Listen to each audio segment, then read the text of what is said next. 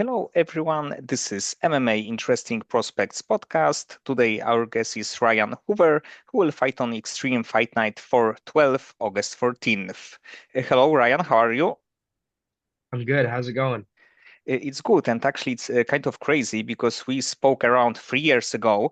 You were at that point quite active, but in the end, in last 2 years, you had some problems because in the end you didn't fought at all. And if you can tell me what happened in this like 2 years from like August 2024 up to now.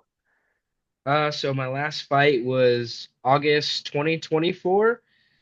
Say I was slated after that to fight Luis Pena in November of 2024, but it was like 3 weeks or something before that fight. I ended up tearing my ACL in sparring, and it took me quite a few months to even raise the funds to have the surgery. So it's been about 2 years since then.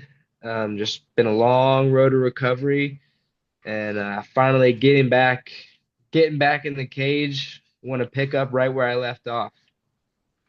And after the injury happened, did you think that maybe it's like that you will be like done with the sport, and in the end your like career will be over? I thought maybe there was a chance, because right when I got hurt, it was like 2 or 3 months after I turned 26. And for people who don't know, a lot of times 26 is when you get kicked off your parents' insurance here in the States. So as soon as I turned 26, I got kicked off my parents' insurance, and then not even 2 or 3 months later, I tore my ACL. So I had to raise all the funds by myself. That was a bit of concern. Um, just getting the surgery felt kind of like a long shot. And then, of course, you have a lot of people kind of telling you the horror stories of all the ACL surgeries that went wrong or the recoveries that went wrong. So there was a part of me that was afraid, like shit, I may never get the chance to be healthy again. But since then it's been pretty smooth, honestly. I feel stronger than ever, so I'm excited, man. I have nothing but high hopes for myself and what comes after this fight. And like for the injury like this, it's never a good time. But probably when you are like 7-0, you are scheduled to fight UFC veteran in the fight that possibly can get you even like on the UFC radar or go to the UFC. And the injury happen. It's like the probably the worst moment for something like this. Yeah, I couldn't have come at a worse time, but I had just turned 26 when it happened, Um, so I'm young, is what I'm saying. I have plenty of time, so I wasn't too worried about the timeline, things happen for a reason. And I'm not even 28 yet, so it's concerning, but it didn't concern me too much, I've had long layoffs before as an amateur. So it's not something I feel is going to affect me too much. Just going to make up for lost time though. And when did you start train, but not in the training camp, but overall do anything connected with combat sports? Like altogether, when did I start training? Yes, yes, but after the injury. Okay, after the injury. I gotcha. My doctor would probably hate to hear me say this, but it was probably 2, 3 months after surgery. Uh, I was in a brace, and I figured, well, I'm not doing anything other than PT, and it's going fine. So me and coach started on boxing on the pads. And it was probably like that for a good 6 or 7 months, just boxing on the pads, no kicking, no wrestling, no grappling of any kind. But I was in the gym almost immediately after my injury. I didn't want to be the guy that just wasn't showing up or wasn't around. You know, I still like to be involved in the gym, even if I can't train, whether it's coaching or just hanging out and watching the guys train. So I was in the gym almost immediately, but as far as training goes, it was probably 2 or 3 months afterwards. And then just slowly picked it up from there. But probably even you are even if you are not doing anything like even watching top level fighters, it can be like beneficial for you because you can see some tendencies, some other things. So in the end, you can gain a little bit even in this way. Absolutely. I just try to soak up as much as I can. And if I can't train, I guess watching my training partners train is a good second best. And you are right now scheduled to fight Chance Beck, the fighter who's like definitely a dangerous fighter, finisher. And if you can tell me, what do you think about him as the opponent? And do you think that it will be like a good matchup for you right now? I think it's a great comeback fight. I think his biggest attribute is going to be his experience. You know, he's got 20 professional fights, and then I'm not exactly sure how many amateur fights, but I'm pretty sure he's undefeated as an amateur. A ton of experience, you know, and you can't sleep on a guy that's got that much experience.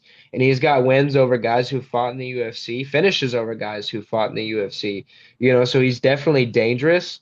I don't see him as somebody who has a lot of physicality or a lot of power. So I think that's gonna I think it's a good way for me to dip my toes back in the water, so to speak.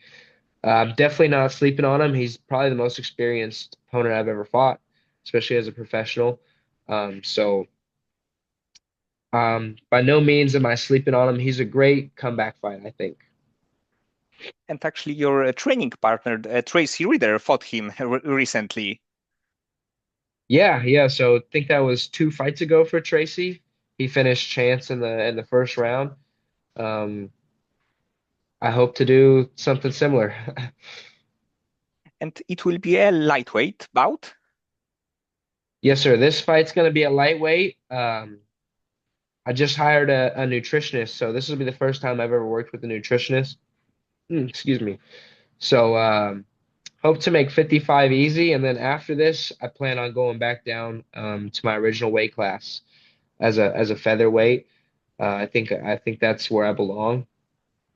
My frame is perfect for the weight class. So get done with this one, and then keep my weight pretty even, and then go back down.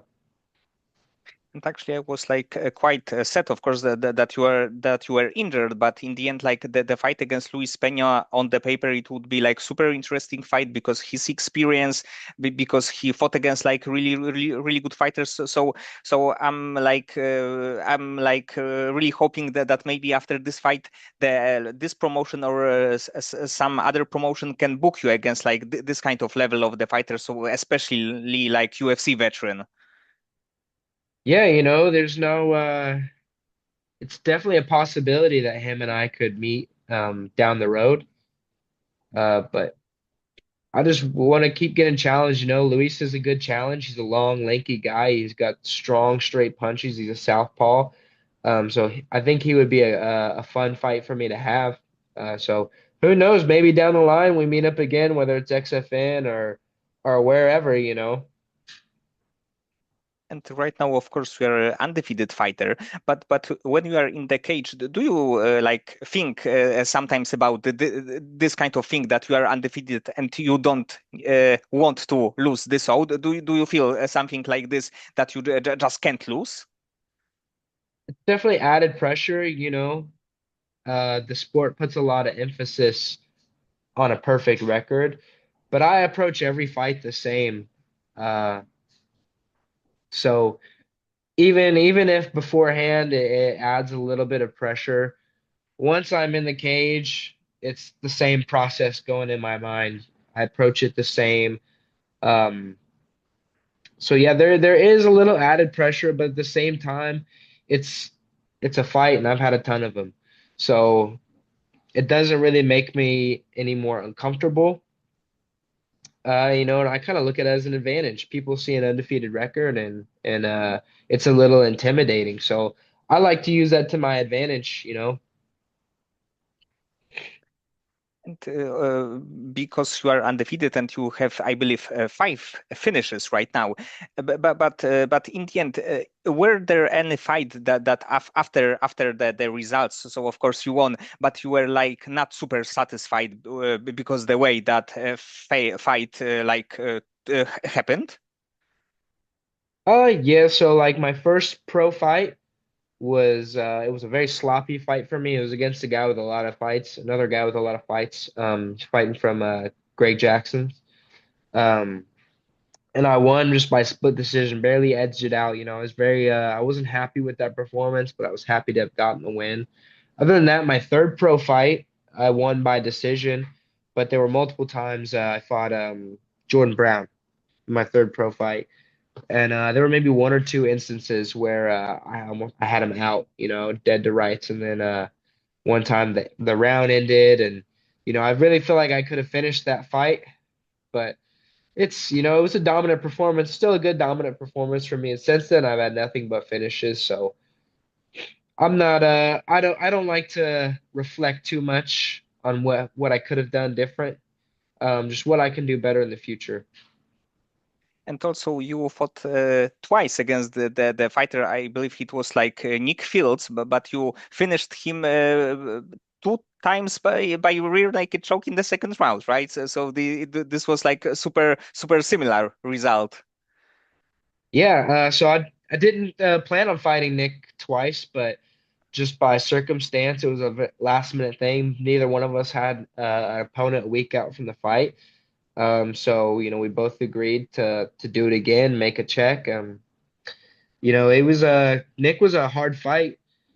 Both second round finishes, and for the most part, I was in the driver's seat the whole time. But honestly, one of my harder fights because Nick just keeps coming. No matter how hard you hit him, he stays on the offensive. So it kind of equate it to a feeling of drowning. Even though I was beating him the whole time and I was dominating, man, it felt like I was drowning. But I credit my success to a good gas tank and high fight IQ. So it wasn't anything that I hadn't ever felt before.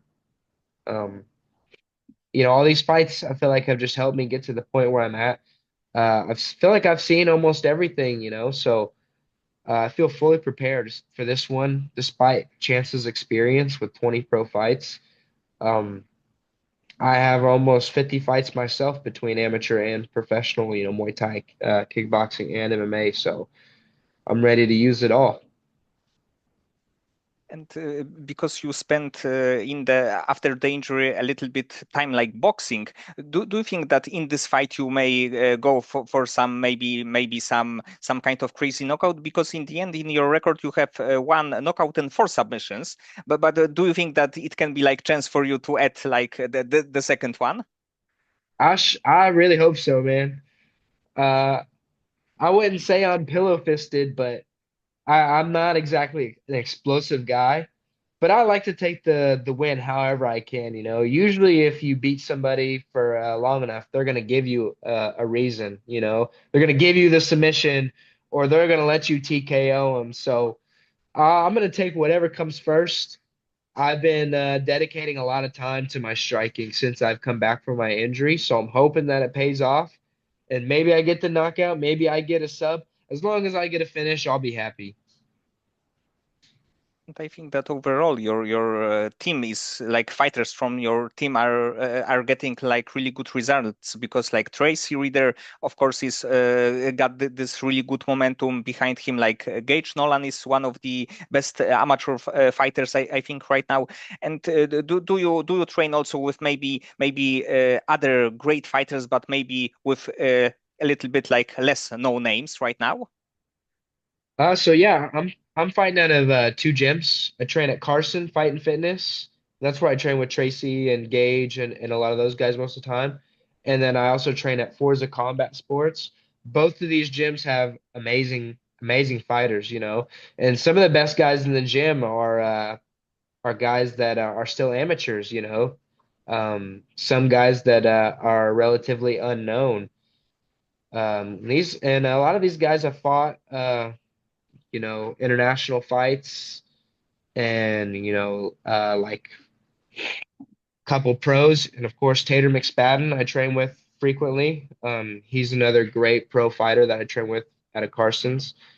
So I feel like there's not I could find any look, that I need between the two gyms that's going to help me prepare. I'm super grateful for all those guys. Honestly, I don't know where I'd be without their help. And right now, of course, you are 7-0, and this break probably like messed a little bit with your like overall career. But I think that in the end, you can be like really close to the UFC. But do you have maybe some plans that maybe you will win like 2 or 3 fights and you will have a chance to get there, or you don't think at all about this kind of things? I think there's a chance that if I win this one, especially if I get a good finish, Contender Series is coming up, and I know they have a lot of unfilled slots. So, maybe if I do good on this one, I'll get a quick turnaround opportunity to fight on the Contender Series. If not, I'm cool with that too. I just want to fight, honestly. It's been too long. So I don't know if it'll be here in Tulsa or more on the regional scene. I like uh I like to keep stepping up in competition though and testing myself. Um, Honestly, whatever comes next, I'm in no rush. And do you think that maybe like first minute of your next fight can be a little bit like tricky because of this break, and you will have to spend a little bit time to just get used to like a fight, but in the like pro fight, so like crowded and everything else? Uh, you know, I've always considered myself not that I'm a slow starter, but I'm very much a downloader. I prefer the longer drawn out rounds, like the 5 minute rounds. So I've had long breaks before, like long layoffs before, and coming back, I felt just fine. So I anticipate the same thing here. Um, it's a, it's a feeling I'm very familiar with, having so many fights. So I don't anticipate it slowing me down too much. But you never know. Chance could come with something I'm not expecting, and I'm fully prepared for whatever he brings, though. And right now, maybe like last year, maybe this year, did you watch maybe like some UFC show that you were like super impressed by, like fighter performance or even like a fight? So there are a lot of great examples to follow, especially in the UFC. Uh, Performance, like any specific performance. The UFC card was great. I honestly had Justin Gaethje fully counted out, and then to watch him do that to Ilya was super inspiring. But I draw a lot of inspiration just from the top guys, especially the guys who are well rounded. I think my favorite fighter right now that I've been watching is Piotr Yan. I try to imitate him a lot in sparring. Um, Volk's one of my favorites. Also, shout out Diego Lopez. I've gotten to train with him a couple of times.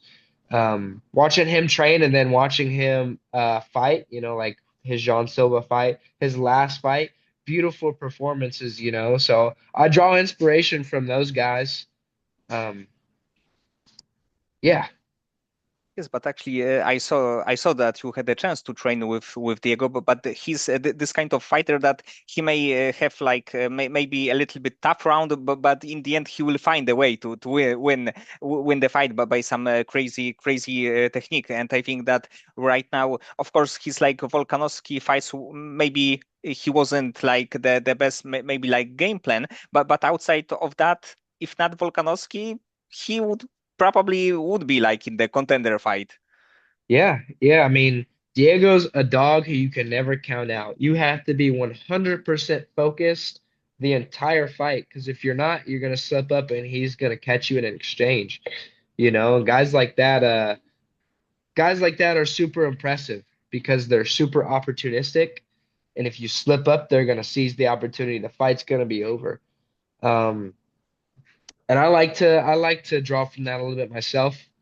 Uh, I try to be as opportunistic as I can, whether it's finding the submission or or finding the knockout. You know, I like to take whatever comes. But same thing, I'm always in the fight, man, always. And for your upcoming fight, what would be like a perfect scenario if you can like dream about about not only but result but the way that you will win? Oh man, I visualized it a lot. Uh, you know, I love quick finishes, but I also love the fight, man. I love the ring time. Ring time is super important for me. So, you know, if I can get a good round and a half, 2 rounds in, feeling out, and just kind of slowly pour the pace on, I would love that. I don't want to play around in his guard too much. Don't really want to stall in any of the grappling exchanges. I want to transition constantly and constantly find a position to punch from. Um, really just hit all the stuff I've been working in the gym, man. I've kind of improved my game a lot since I last fought, having all this time to game plan and to work in the gym. So hopefully I do some ill shit in there. And overall, because you said that you used visualization, and like in your previous fights, do you also use it? So how to win the fight or how to beat adversity in the fight? Oh, it's a great tool. Great tool. Um, Especially throughout the training camp when it's hard, or you're in the sauna and you know, I like to imagine I like to imagine like a montage of me kicking my opponent's ass, you know. I never try to anticipate how the fight's gonna go because you never know if it goes differently, then you're caught off guard. I don't like to be caught off guard. I just like to visualize the stuff that I do in the gym working. Um, so it is a really strong tool, and I use it pretty much every fight. Um, I think everybody should. Yes, and even like GSP, where like he was talking about it, like he was in the tough positions, in like he was losing the fight, and he used visualization how to be on the top, so how to win the fight in the end. So probably it's also good to use in this kind of way. Yeah, absolutely. I mean, you got to think about what could happen if shit goes wrong. Because it does. It's gonna go wrong. Eventually, you fight long enough, shit's gonna go wrong, and you have to be ready. You know, you can't just accept it.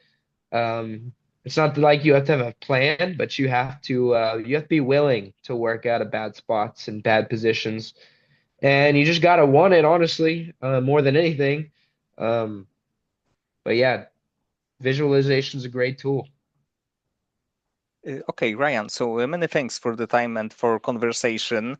Like I'm really happy that you finally will be back in the cage, and of course I hope that you will win this fight, and maybe after this something like really big will happen. So maybe some UFC shot, maybe uh, other big promotion, but definitely something big for you.